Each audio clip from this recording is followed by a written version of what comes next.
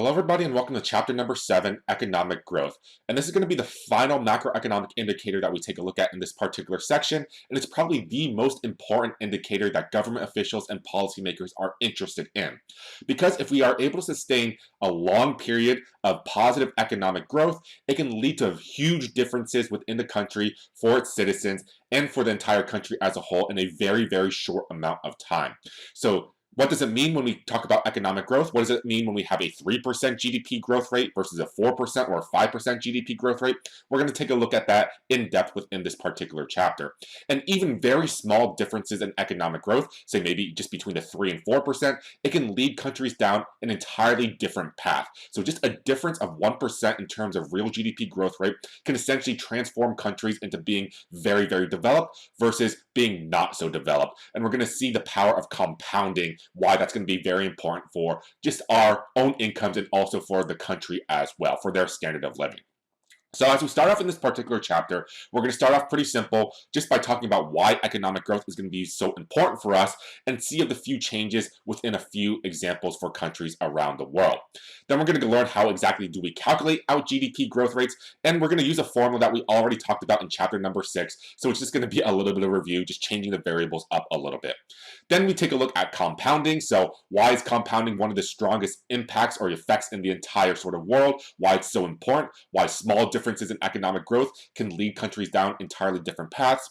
Then we're going to go ahead and see how we can sustain positive economic growth rates by taking a look at our factors of production. So which one of our factors of production is going to be the most important in terms of deriving economic growth, in terms of driving economic growth as well. We're going to break all of these down piece by piece once again and include a little bit of a mathematics with our production function. So let's go ahead and talk about economic growth in general. So it is the primary factor in explaining how well people live, i.e. their standard of living. So this is one of the primary reasons why policymakers and governments are so interested in sustaining economic growth rates and pursuing policies that are going to give us positive economic growth rates, because it's going to improve the standard of living for everybody within a country. So the effect should trickle down, as if the country is doing well, that means the citizens should be doing well as well.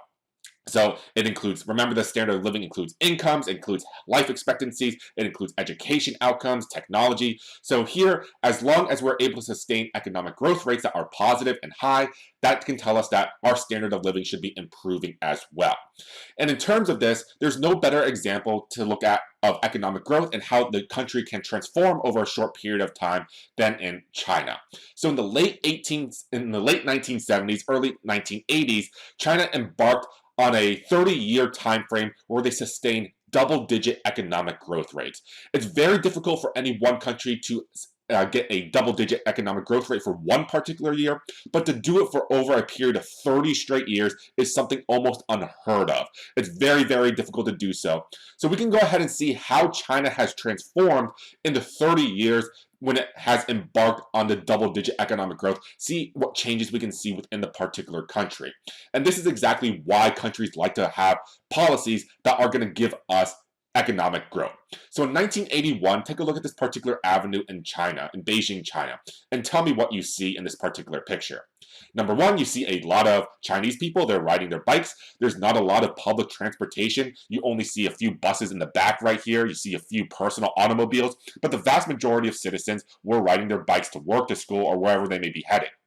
Another thing that you might see is, hey, there's only a few big structures or big buildings in the back, big skyscrapers. There's maybe one, two, a few in the back you can see in the background right here, but there's not a lot of big infrastructure or big skyscrapers in this particular country as of yet. So this is exactly what you would see in a typical developing country. A lot of people, not a lot of public transportation, few infrastructure sort of buildings, very few skyscrapers, and so on. But suppose that we go ahead and take a look at China in the future. So here in 2018, so just 40 to 50 short years later, we can see exactly how this same avenue has transformed within the country. So here, now tell me what you see. You basically see that people have sort of moved on from bicycles. There's now a very, very big highway system, and nearly everybody has a car right here. So here, there's a very, very big public transportation system, highways nowadays. Nearly every single building that you see are now big skyscrapers, so huge improvements in infrastructure. There's also a very, very big subway system underground that you can't necessarily see under here. But yeah, as you can see, in this very, very short time frame, when China has embarked in this period for double-digit economic growth, we can see that there are very huge differences within the particular country. You can also see that there's a very big sort of smog out in the background right here. So we can also see that the environment, there's a lot of pollution that is going to come as well when we have economic growth. So this is exactly what we're going to see when economic growth is going to be apparent within any particular country. We see that in this very short time period, this particular avenue within the country has essentially transformed. It's essentially very, very different from what we saw previously. So moving ahead just a little bit right here, but as you can see from 1981 to 2018, we see that the country has essentially transformed. So this is exactly why economic growth is going to be very important for us, and it's important for us to sustain high positive economic growth rates. In China nowadays, the economic growth rate is roughly about 5 to 6%, which is still actually relatively high for any one country. So it's going to be sort of interesting to see how long it can sustain these growth rates, because it's very difficult to do so. So why is economic growth important? Well, as you've sort of seen with the previous examples and the previous pictures, we can take a look at three particular variables. So economic growth contributes to the following factors that improve the standard of living. Number one, reduce poverty rates. So it can actually go ahead and reduce poverty rates within the country, but also worldwide as well. And I'm going to show you a few statistics very, very shortly about the poverty rates. We also see improved health and longer life expectancies. So in the 1960s, 1970s, the life expectancy of the world was roughly about 60 to 65 years old. But nowadays, life expectancy is roughly about 70 to 80 years old. So as economic growth improves, our incomes improve, and we are going to have better health outcomes. So that's going to be good just for the standard of living around the world. And then finally here, there's greater investment in education and technology. So it's exactly what you guys are doing here watching this video. You're improving your human capital, you're getting better knowledge, better experiences, better skills. So here, this is going to be a huge boon to humankind and population in general as we improve our human capital and get more products, better innovations with better technology.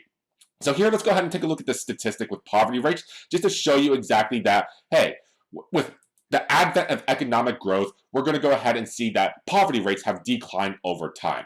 So take a look at the poverty thresholds within this particular statistic. And what we want to hone in on are these blue lines right here. And this is going to tell us the population, the portion of the world's population that lives under $2 a day, $1.25 per day, and $1 per day. So you notice that the vast majority of the world is very, very poor. In 1981, about 70% of the world's population lived under $2 US per day. So here we're very, very lucky to live in the United States or in a developed country, because we are already in the 1% of the entire world if we just compare our incomes. About 70% of the world's population lives under $2 US per day. Can you imagine doing that nowadays? But as we see with economic growth, people's outcomes have improved, with the poverty at least. So as we go down from 1981 all the way to 2018, the earliest year the statistic is available for, we see that now only about 43% of the world's population now lives under $2 per day. So from 70% all the way to less than half to 43%, it's a huge decrease in the poverty rates worldwide. So this is exactly why we want to have economic growth, because it improves the standard of living for the vast majority of citizens around the world globally.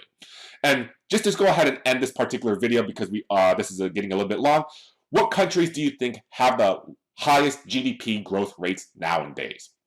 So the countries that come to your mind are probably going to be China, India, a lot of countries in Asia, but we also see a lot of countries in Africa have very high growth rates nowadays. So here, just take a look at this map with the statistics right here. The darker the green color for these particular countries, the higher the economic growth rate actually is. We see a lot of countries in Asia, there's China, there's India, there's Bangladesh, and also a lot of countries in Africa where we see the highest growth rates today.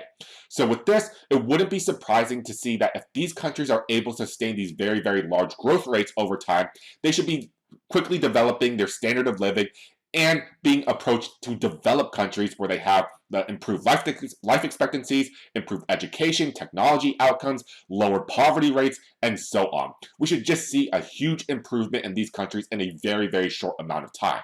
We see that the developed countries, so here, Canada, United States, also a lot of countries in Europe, they don't have very high growth rates because it's very difficult for countries such as ours to actually achieve very, very fast growth rates.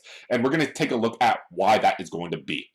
It's just very difficult for any developed countries to achieve growth rates above 2 to 3%. It's just very, very difficult to do so, which is why we see the vast majority of countries that are growing fast nowadays are going to be these developed countries in Africa and Asia. We do see that while most of the countries nowadays do have positive growth rates, there are countries that are going through very tough economic times. We see some countries in the Middle East, of course, some countries in South America as well, so poor Venezuela once again.